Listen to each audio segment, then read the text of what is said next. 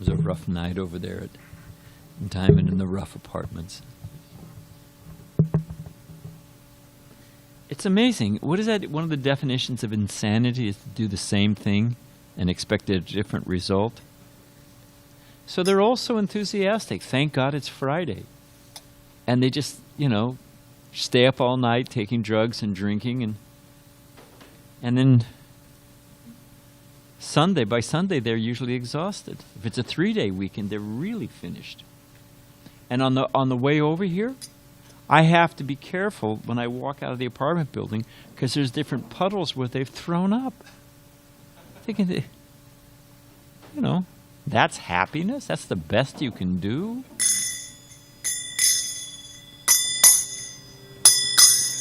Jayararo Marava Kunda Bihari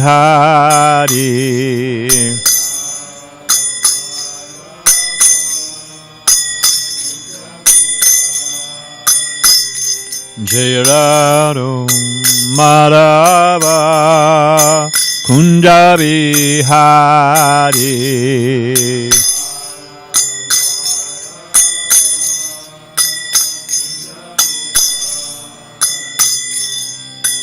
Gopijana Balaba Irivanadari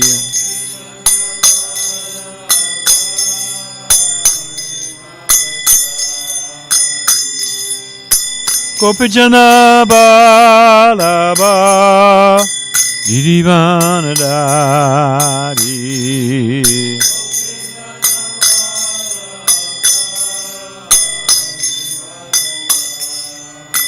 Jasodanandana Brajajana Ranjana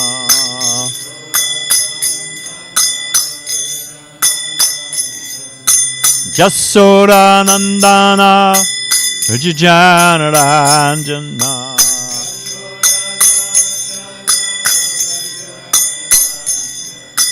Jamuni Tiravanatari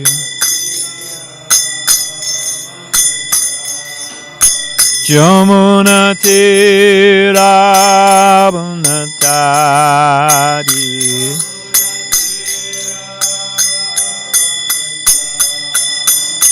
Jayararo Marava Kunda Bihari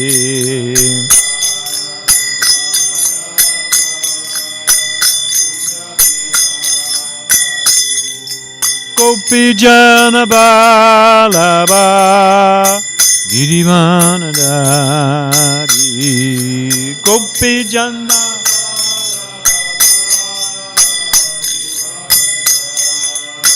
Jasodanandana Brajajana Ranjana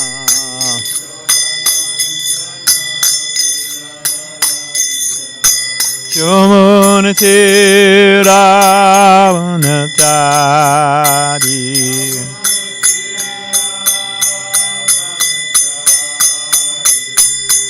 Hare Krishna, Hare Krishna, Krishna Krishna, Hare Hare, Hare Rama, Hare Rama, Rama Rama, Hare Hare.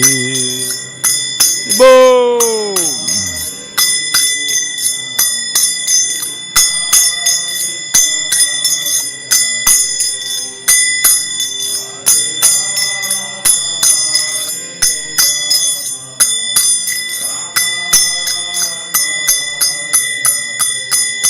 Hare Krishna, Hare Krishna, Krishna Krishna, Hare Hare, Hare Rama, Hare Rama, Rama Rama, Hare Hare. Oh, Hare Krishna, Krishna Krishna, Hare Hare.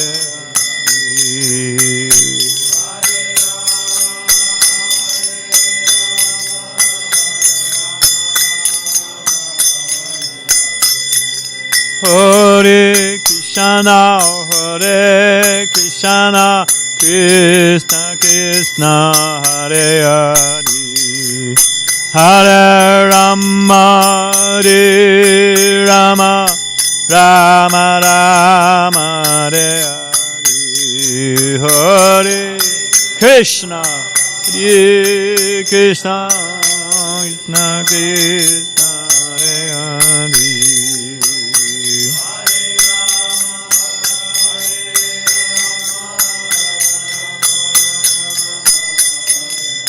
Jaya Radha Madhava Kunda Bihari.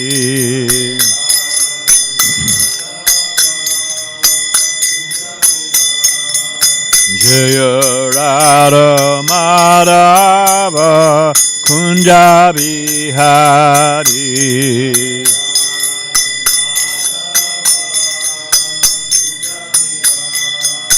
Jaya Radha Madhava Kunja Bihari. Radha Madhava Kunja Bihari.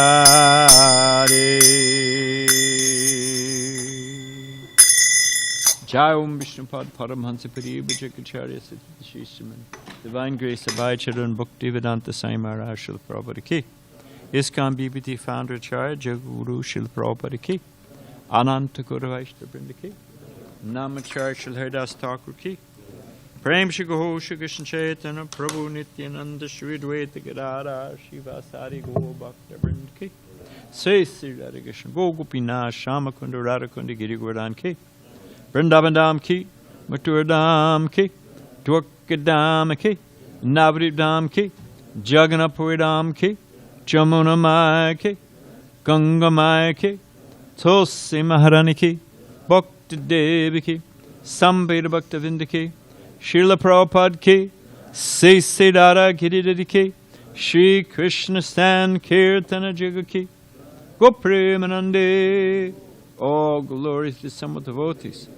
All glories to all glories to Shri Shri Radha Giridhari Shri Shri Krishna Sankirtan Jaga Ki Jai. You know, I think I'm going to need the book. Do we have the... And we don't have Dravida Prabhu for chanting the prose. We are a ship adrift.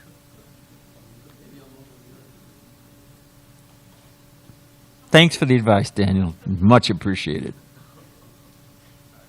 No, that's all right. Everybody's got an opinion. You got a right to it. Thank you, Prabhu. We're going to do... I think we're just going to read the translation. Do we usually do the word for word?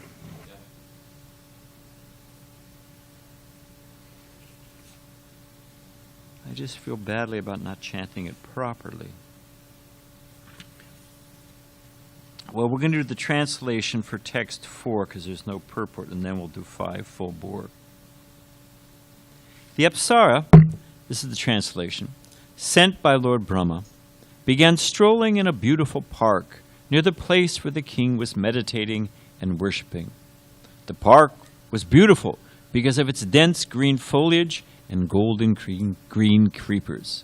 There were pairs of varied birds, such as peacocks, and in the lake there were ducks and swans, all vibrating very sweet sounds.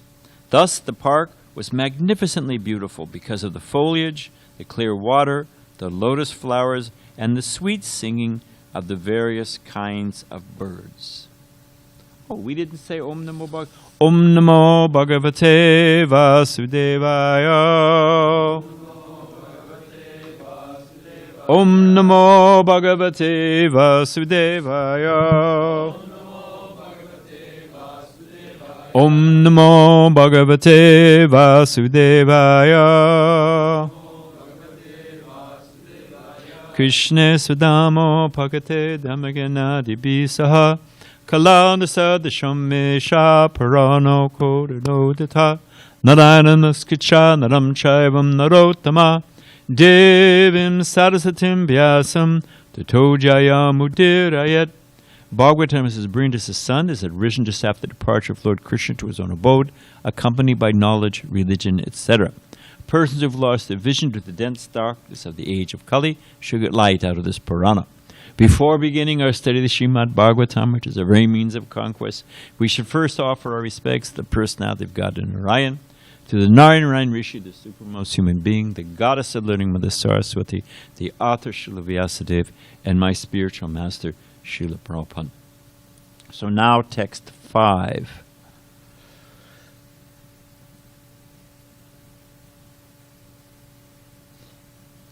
Tasya. See, but you have nothing to go. Do you have your screens? All right. Of her. Pūrvacitti. Sulalita. Very beautiful. Gamana.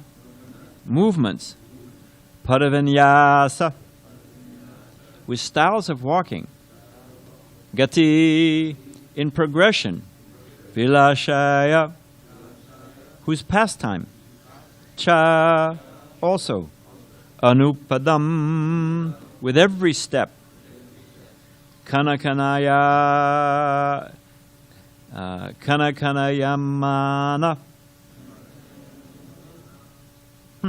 Making a tinkling sound. Vichira. Very pleasing. Chardana abharana. With ornaments on the feet. Svanam, the sound. Upakarna, hearing. Naradeva Kumara, the prince. Samadhi, in ecstasy. Yogena, by controlling the senses. Amilita, half open. Nayana, eyes. Nalina, of lotus. Mukula, buds. Yugalam, like a pear. Isat, slightly. Vikacharya, opening. Vyachasta, saw. Translation. As Pūrvacitti passed by on the road in a very beautiful style and mood of her own, the pleasing ornaments on her ankles tinkled with her every step. Although Prince Āgnīdhra was controlling his senses, practicing yoga with half-opened eyes, he could see her with his lotus-like eyes. And when he heard the sweet tinkling of her bangles, he opened his eyes slightly more, and he could see that she was just nearby. All say, you say. As Pūrvacitti passed by on the road, in a very beautiful style and mood of her own, the pleasing ornaments on her ankles tinkled with every step. Although Prince Āgnīdhra was controlling his senses, practicing yoga with half-open eyes, he could see her with his lotus-like eyes. And when he heard the sweet tinkling of her bangles, he opened his eyes slightly more, and he could see that she was just nearby. Purport. It is said that the yogis always think of the Supreme Personality of Godhead within their hearts. Dhyana vishita tad gatena manasa pasyanti yam yogina. From the Bhagavatam, 12th canto. The Supreme Personality of Godhead is always observed by the yogis who practice controlling the venomous senses. As recommended in Bhagavad Gita, yogis should practice hṛṣīkeśa-sevanam, keeping their eyes half open. If the eyes are closed completely, there will be a tendency to sleep. So-called yogis sometimes practice a fashionable form of yoga by closing their eyes and meditating. But we have actually seen such so-called yogis sleeping and snoring while meditating. That is not the practice of yoga. To actually practice yoga, one should keep his eyes half open and gaze at the tip of his nose. Although Āgnīdhra, the son of Priyavrata, was practicing mystic yoga and trying to control the senses, the tingling sound of Pūrvacitti's ankle bells disturbed his practice. Yoga Indriya Samyama. Actual yoga practice means controlling the senses. One must practice mystic yoga to control the senses. But the sense control of a devotee who fully engages in the service of the Lord with his purified senses, hṛṣīkeṇa-sevanam, can never be disturbed. Srila Prabhupada Saraswati therefore state, Durdatendriya kala sarpapat jali protkata dharmshrasta yati. From the Chaitanya Chandramrita. The practice of yoga is undoubtedly good because it controls the senses, which are like venomous serpents. When one engages in devotional service, however, completely employing all the activities of the senses in the service of the Lord, the venomous quality of the senses becomes completely nullified. It's explained that a serpent is to be feared because of its poisonous fangs. But if those fangs are broken, the serpent, although it seems fearsome, is not at all dangerous. Devotees, therefore, may see hundreds and thousands of beautiful women with fascinating bodily movements and gestures, but not be allured, whereas such women would make an ordinary yogi fall. Even the advanced yogi Viśvāmitra broke his mystic practice to unite with Menakā and begat a child known as Shakuntala. The practice of mystic yoga, therefore, is not sufficiently strong to control the senses. Another example is Prince Āgnīdhra, whose attention was drawn to the movements of Pūrvacitti, the Apsara, simply because he heard the tinkling of her ankle bells.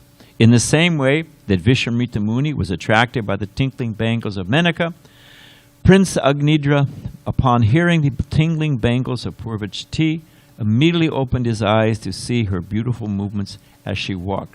The prince was also very handsome. As described herein, his eyes were just like the buds of a lotus flower. As he opened his lotus-like eyes, he could immediately see that the Apsara was present by his side. We could turn this up just a pinch, because I'm losing my voice. Om Ganatimirandasya Gana Gana Salakaya Jakshur Sammilatangena Tazari Shri Gurave Namaha. Just as a sidelight before we get into the body of the text, it talks about the half-closed eyes and eyes fully closed. Prabhupada said 3 things prepare the body for sleep. And if we practice these three things when we're chanting japa, what will happen? Those three things are, those 3 things are closing the eyes, resting the head, and resting the back. If you snuggle up against the wall there with a nice cushion and rest your back and close your eyes, sweet dreams, my friend, because off you'll go. So what are the 3 things that Srila Prabhupada said prepare the body for sleep, and that we should not practice during japa if we're serious about our business? Closing the eyes, resting the head, and resting the back. Otherwise, off you go. So, the Srila Prabhupada was in the Boston Botanical Gardens. And beautiful scene, you can imagine. Just like here, it's a very beautiful scene. Why is this beautiful scene so attractive with the nice greenery and the chirping birds and the pure water, nice burbling stream? Why is it so attractive? It's peaceful. It's in the mode of goodness. You're getting there. But I'll give you a hint. What is? It reminds us, Prabhupada said that subliminally, it reminds us of the spiritual world. There's a subtle remembrance. That's why we're attracted to it. It reminds us of this is what this... Prabhupada walked in Balboa Park. And Prabhupada said, they said to Srila Prabhupada, oh, it's just like Vrindavan. Prabhupada said, actually, it's like Dwarka. Big buildings, but still nice fountains. Prabhupada describes in the Bhagavatam. Anyway, but what's wrong here? Nice Vrindavan scene. What's the problem? Well, who thinks he's Krishna? Yeah, the prince is thinking, and what's he looking for? He's looking for his Radharani. So everything's going to work out fine. That is the nature of the conditioned soul. That's our whole... Unless the, what is it? Diagnosis of a disease is 90% of the cure. What's the problem? There's so many... Somebody sent me a list of the United Nations and their different departments. They've got their educational side, their medical side, their social side, their label. There are so many issues and so many problems. But what is the root of the thing? The root of the thing is that we think we're the enjoyer. And it just doesn't work. Prabhupada gives a simple example. If you take the hand and you put a gulab jamun in it. Everyone likes a gulab jamun. If you don't like sweets, let's say a samosa made right. What happens? The hand wants to enjoy and mushes it up. How's that work out? Is the hand enjoying? Prabhupada tells a story. I don't know where it's from, but Prabhupada tells a story about the senses. All the different senses, they became envious of the stomach. The eyes said, we're looking here. The hands are going. The legs are walking. Everybody's busy. But this stomach is just sitting there, and everything's going to the stomach. So what did they do? They decided we're going on strike. And the hand just kept, the leg, everybody stopped working. Just try to enjoy independently. Prabhupada said, the way Prabhupada tells it, Prabhupada said shortly there was a emergency meeting of the strike committee. Why? Daniel, why was there an emergency meeting of the strike committee, the census? Huh? Exactly. Everybody got weak. All of a sudden they said, we got to give to the stomach. That's just the way it works.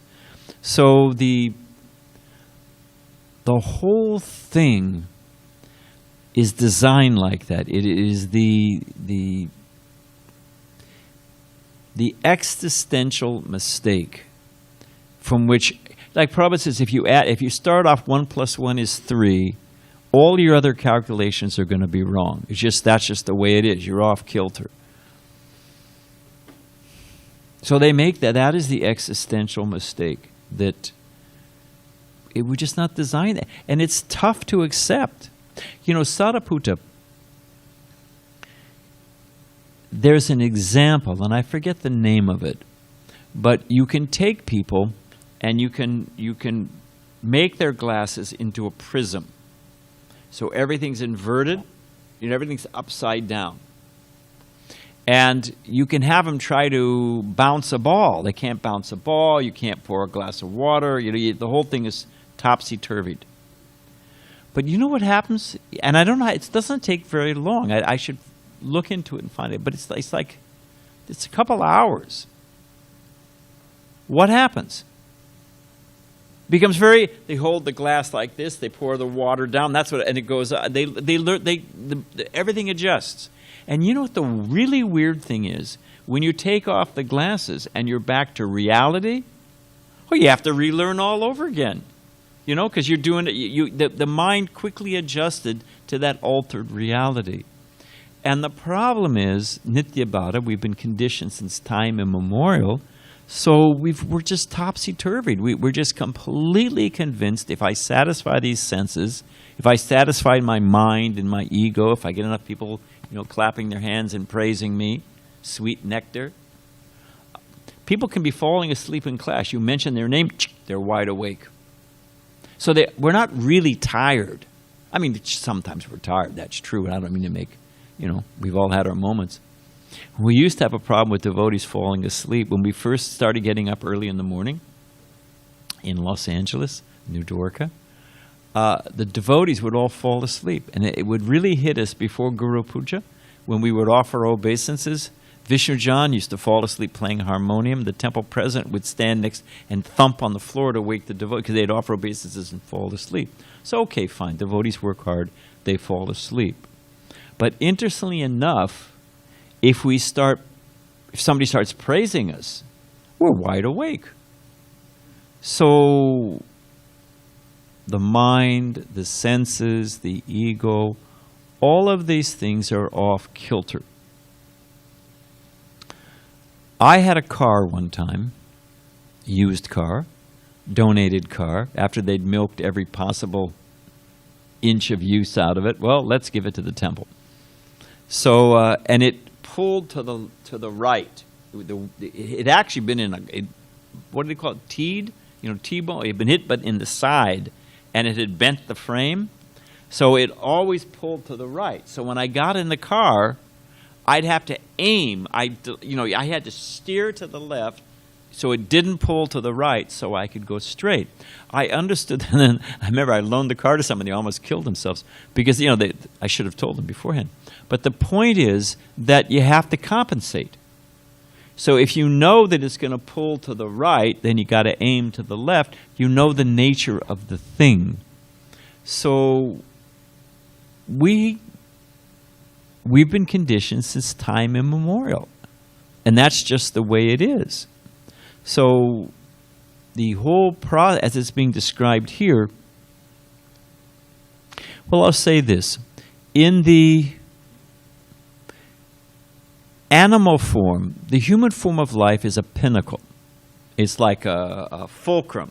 It can tip this way, it can tip that way. So Prabhupada gives the example that in the elephant, what sense is very strong in the elephant? Sex. And the way they capture it with a she-elephant. Nice bow in her tail. I don't know exactly how it works, but becomes lured out of the forest and becomes captured. How do they capture the deer? The hunter plays a flute, and the deer become, because they're very sensitive ear, they become attracted. The fish, how does he become attracted? How do you catch it? Of course, we don't fish, but yeah, tongue. Put the nice little worm there, and the fish is finished. And what is the other? And then for Prabhupada says for sightseeing, the bugs fly into the light. Or you've got the bee will fly into the lotus, and the lotus closes at night, and the bee is trapped inside. So in those different animals, one sense is prominent.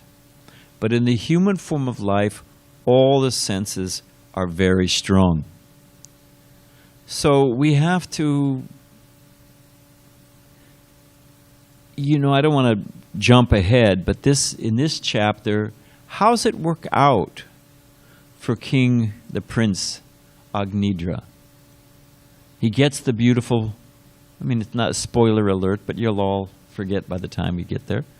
So he gets the beautiful princess, the Apsara, and they have a great time. But time and tide wait for no one. Ultimately, she goes back to the heavenly planets. And is he satisfied? Everything worked out great? Works, What does Krishna say in Bhagavad Gita? And I've repeated it so many times, but it is somehow or other to get it to soak in. I'm speaking to myself as well. What is lust compared to by Krishna in the Bhagavad Gita? Beginning chapter. Burns like fire. And what does Krishna say about the nature of that fire? It's never satisfied. It's like, that's if you want to know how something works, you talk to the person who designed it. Just like we're trying to put this, now by Krishna's grace we got the plans approved. But it's a long story. But we got this kit for the barn, and some parts were missing. And how to put this barn up for the cows, and it was a huge trip and a half. And finally we got a hold of the company that actually in 1930 made this barn. And they had prints on file. And once we heard from them, they sent it, that's how everything fits together. So when we went to the designer, then we could understand how the thing works. By our own speculation, we're thinking, you ever watch kids, little kids, how they walk? When was the last time any of you went skipping? Of course, during kirtan, devotees get pretty blissful, but... Huh? You got a parade going on out there? When was the last time you were skipping down the street? Yeah. Probably like 7 or 8 years old. Yeah. But they're having, Hare Krishna to you, they're having a great time with their body. They're like a Gumby toy. You watch kids when they're flopping around, they're checking this out. Hey, let me try it, let me see if it works like, They're having a great time, So, but when one understands, hang on a minute. Hello there. Here it's being described. One who's intelligent understands that this is not working. Trying to enjoy my senses. It's just, we see this king. What is the next section after we talk about this king in Pūrvacitti? And how at the end he's still not satisfied because Krishna says it burns like fire. Lust, it's never satisfied. What does this next section leads into? Mahārāja Shabdev. And what does Mahārāja Shabdev say to his 100 sons? Tapasya. That is really, it's like detox. We get so many habits. People who stop, they're drinking tea or coffee. It's not uncommon. I talk to a lot of people, when they try to follow the 4 Yoga principles and they give up tea or coffee, they have a splitting headache for a couple of weeks. Usually goes away in about 2 weeks, Because we're addicted to it. We're completely, but once you give it, like people smoking. I was watching somebody the other day. I was driving my car and I was at a red light and they were blowing out through their mouth, in through their nose, and then blowing smoke rings out again. The guy was having a great time. He was like, really thinking. Prabhupada saw one of those bumpers, saw a sign, what is it, cool? It was, the slogan was the puff the taste that refreshes. You hear Prabhupada say in the tape, he says, cool, but they're inhaling something burning. I mean, how is it, But people are, it says right on the pack, smoke this, you drop dead, but they're addicted. But if back to the car and compensating, and the glass is upside down, if we recognize, wait a minute, I'm conditioned. I got it all backwards, and this is not working. Do you ever see, they have to put it on the box because it says contents may settle. It's been years, but you open a box of cereal and it's, I've been cheated. I've mentioned before, I'll mention it again. When I went to the movie, what time is it? Oh, geez. I went to the movies, my brother, my older brother, and my sister. And my mother dropped us off. It was a safer time in those days. Probably 1958, let's say. Safer world, at least apparently. And my mom gave us, I think I had 25 cents I could spend on Snick Snacks.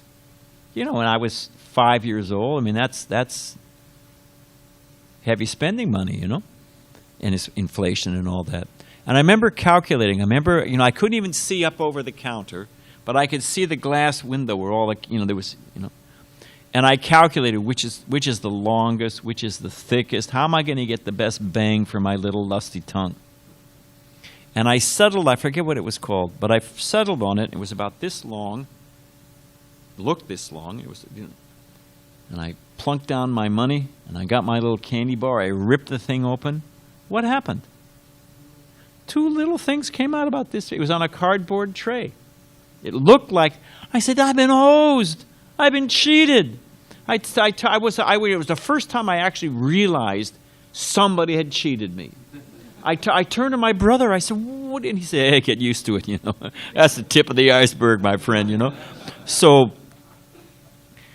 and it's true. It's just been downhill ever since as far as material, So, but my simple point is that to wake up and recognize this is not working, and chasing after this, it's a mirage. I mean, there's so many Prabhupada says, Srila Bhaktivinoda Thakur says that the material world is the dictionary for the spirit. So we can learn. It just, a mirage, there's no real substance. Reflection in water, there's no real substance. But, it requires a backbone. It's as simple as that. Like Prabhupada says, that man said, save me, save me, save me. Prabhupada said, I can save you, but you must do the work. It's just, if we don't get it, we're not going anywhere in this material world. You're not getting off. We're going around and around. Did they get some prashad? Yep. We're going around and around and around and around. Is that bumper sticker, born again? Trivikram Swami made one that said born again and again and again. So sooner or later, if we have to do it sooner or later, we've got to give up this body. Sooner or later, we've got to learn to control the senses because nothing else works. It's as simple as that. If sooner or later, what's the intelligent conclusion? Why not do it and get it over with? So, Prabhupada gives the example of what's in the Padma Purana and so many other places. If you take a venomous snakes and you throw them into a basket and you put the lid on it, initially they're hissing and writhing and they're not happy campers. What happens in due course? Big wicker basket, throw a bunch of snakes, put a lid on it. Kids don't try this at home. But what happens? They quiet down. In fact, you don't hear a sound. You pop the lid off and stick your head in to see what's happening. So the senses are like that. They never become satisfied. They never become calm. I read it yesterday. I'd heard it before, but I read it again. And it's also, Radhanath Maharaj describes that when Akbar was the Maharaj Akbar, apex of the Mughal Empire. You can still see when you travel, now people take that Taj Express, but you can take if you take the old road from Delhi, it's the Delhi-Agra road. It's the old road. But along the road are these pillars, and they're probably about 6 feet high. And you can see a string of them. Many of them are gone now. I asked somebody what it was. And I confirmed it on history.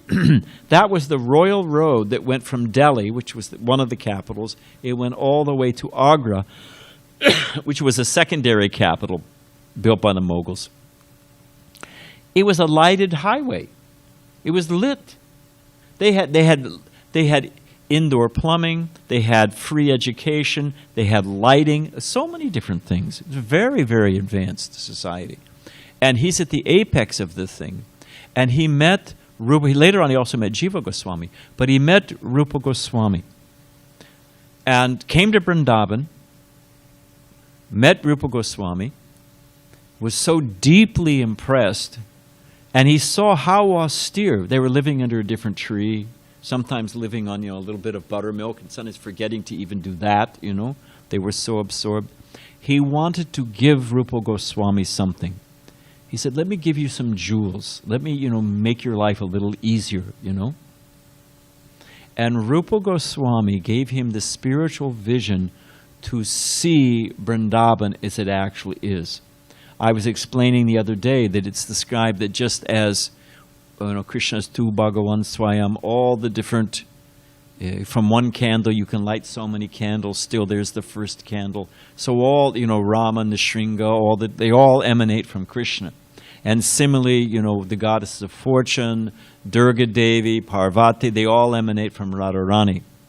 All jewels emanate from the dust of Vrindavan. So Rupa Goswami gave Akbar the actual vision of Vrindavan. Every tree is a desire tree, that the buildings are made of Chintamani Dham, you know, crystal clear nectarian water. And Akbar was so stunned, he just folded his hands. He realized, I can't give you anything. Whatever, I can give you a few jewels, and every stone in Vrindavan is jewels. Every tree is a desire tree. What in the world can I give you a signet ring or something? You know, what can I possibly give you? He just folded his hands. He actually, later on, he organized with Man Singh to build the Govindaji temple, Madan Mohan temple, the library at Radha Damodar, so many things, you know, out of appreciation. But the simple point is, and because we're getting towards the end, is that Vedic culture, it's how to turn down the heat. We are infected, infused, surrounded by a culture that's whole mission is to turn up the heat. Rabindra Swarup told me, because a devotee sent something to me, he said, oh, I've got very exciting news. Rabindra Swarup told Prabhupada, we've got something that's very exciting. Rabindra said, devotees don't get excited. You know, we can get enlivened, we become enthused, we can become, you know, invigorated, but we don't get excited in the mode of passion, agitated passion. But we're surrounded by the whole mission of the thing. Grocery store. Grocery stores are designed. People run into a grocery store, most of the time, they're going to get milk and bread, maybe some butter, eggs, you know, what can I say? But those are and they're going to run it. Where do you find those items? Why? Just by chance? Yeah, all the Snickers bars, you know. You notice that there's never any clocks. And there's also no natural light. All the lights in the front. They're designed because you know the human being is designed. You can notice it's the passage of time by the changing of light. Why? Instinctively, I forget what the number is, but it's like 87% of the people who walk into a supermarket will turn left. And that's where they put all the produce and the fruits and so you kind of, you know, after a while you're just like, take me to your leader. You completely, you know. Now they have advertisements they used to have advertisements on the shelf, and that didn't work. Then they put them sticking out. People become numb to that. Now they're putting them on the floor. And as you're going out, when you're standing in line, they call them impulse buying, you know. They put all the little snick-snacks for the tongue all by the checkout counter. So, I mean, we're completely exploited, milked, bounced around like a ping pong ball. And the whole thing is designed like that. The whole culture is designed to agitate the senses, to turn up the heat. And Vedic culture is the exact opposite. We are trying to turn down the heat. We're saying, wait a minute, I'm not throwing any more fuel on the fire. This is intelligence. Now, it's specifically talking, and I could get into it being a Brahmin, you know, in sannyas cloth and all of that. And we should say something. Prabhupada said for the woman, man is Maya, and for the man, woman is Maya. And here it's being described, Prabhupada says, Padma Purana says, that the female form is designed to distract the man from yoga practice. It's just, you know, like a stealth bomber, you know how it's designed. They have no sharp edges, because that way the raider has trouble catching it, you know. They're designed to make it hard to get in there, under the defenses. So the female form is designed, you know, here we see the ankle bells, and it'll go. This is quite a sensual chapter. You know, everything's there in the Bhagavatam. Forget Shakespeare. It's all there in the Bhagavatam. And therefore, because we have mostly audience of young men here, one should be careful. Doesn't mean one, we don't take it out on women. That's not the problem. The problem is our uncontrolled senses and we have to be aware of it, that the female form, the voice, what should a brahmachari say to a woman? They're together in the kitchen. Mataji's cooking something, man is cooking something for Krishna. Do you chit-chat about what you did that last weekend? Do you compliment her sari? What do you say? Prabhupada said, pass the salt. In other words, that's Prabhupada's actual statement. And he makes the point that, okay, fine, there's some natural interaction. We're polite, we're respectful. I may have been a woman in my... Jayapataka Maharaj, it's a little off field, but it's a nice analogy. Jayapataka Maharaj, we were talking about funding for the Gurukula, for our school system and how, we really need to work on it. And we're developing curriculum and different things like that.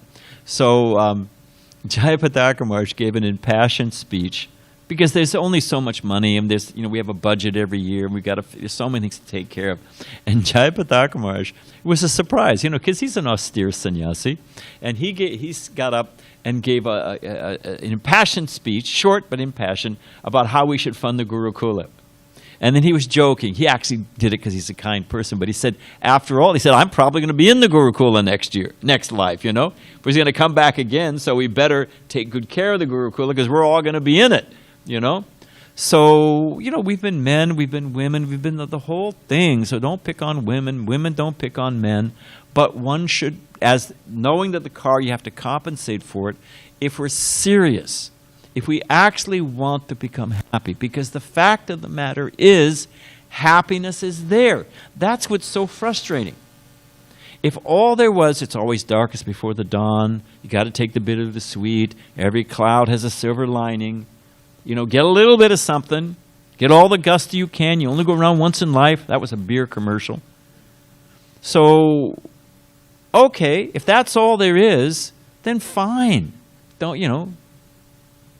the fact of the matter is that even in this life, Brahmabhuta prasanatma na sojate na kanchate, if one controls the senses, free from anxiety, free from distress, what to speak of seeing Krishna at every moment?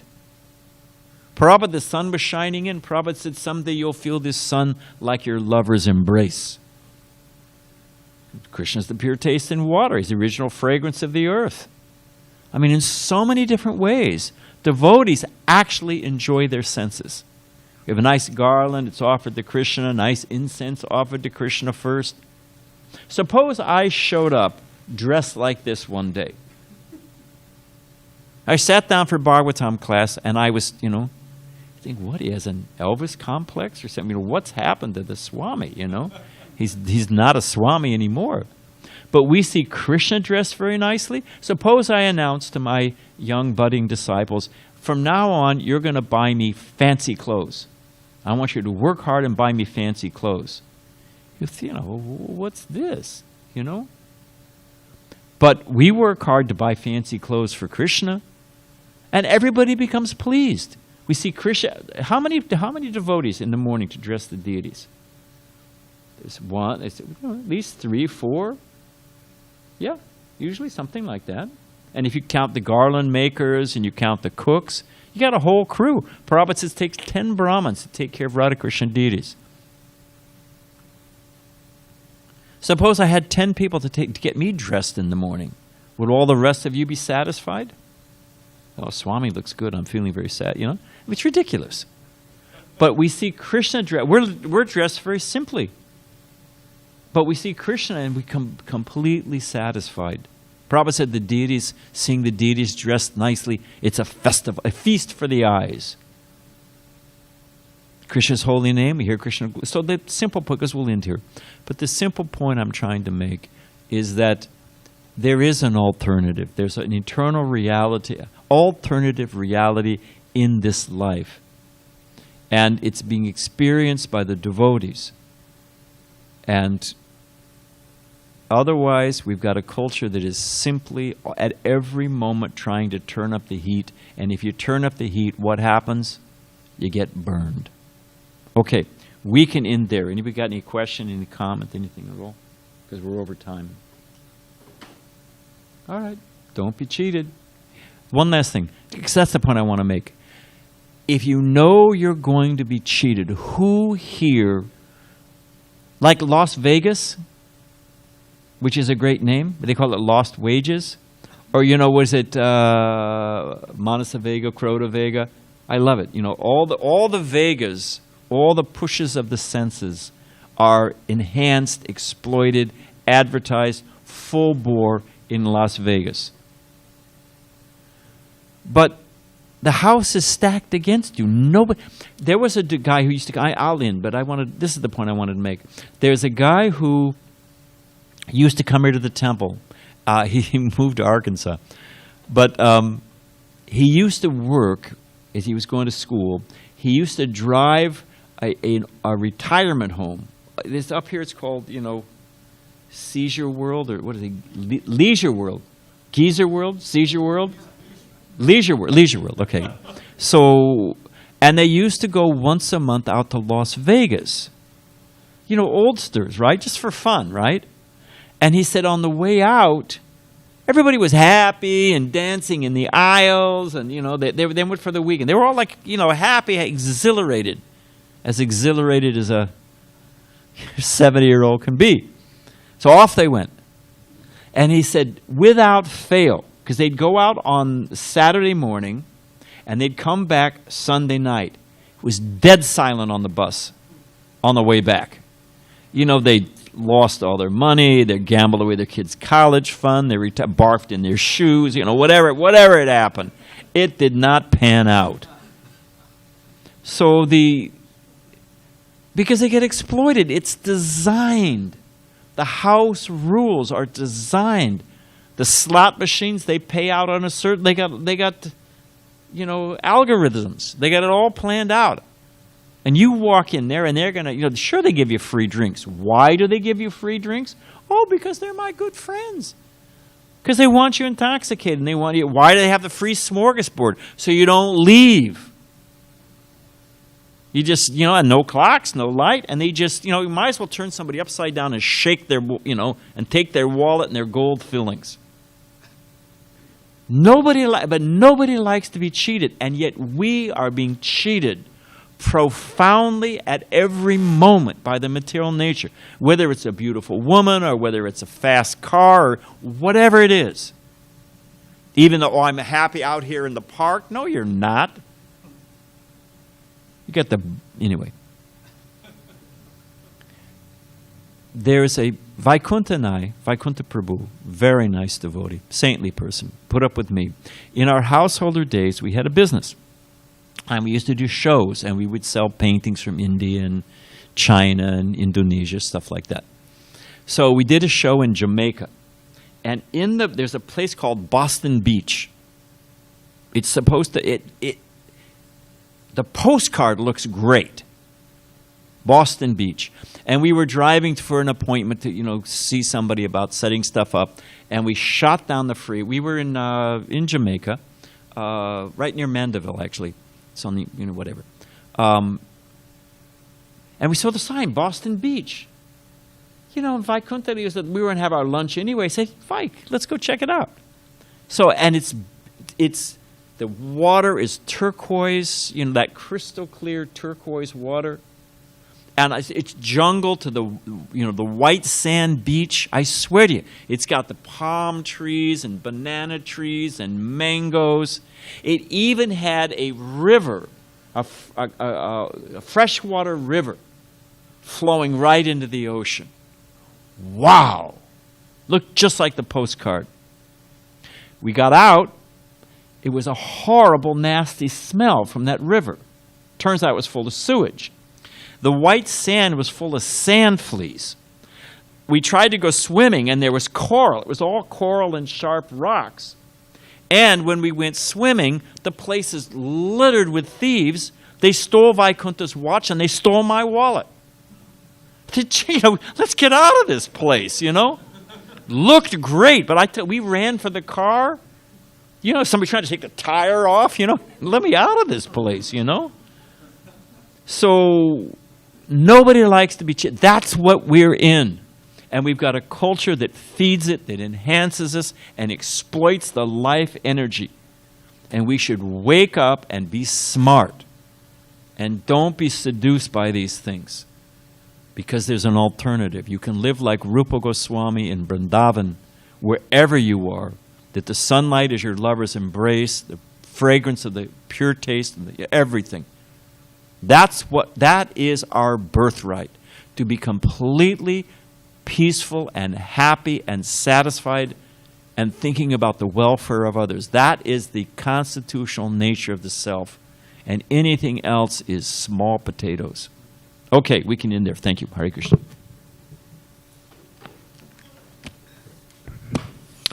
So Ravi and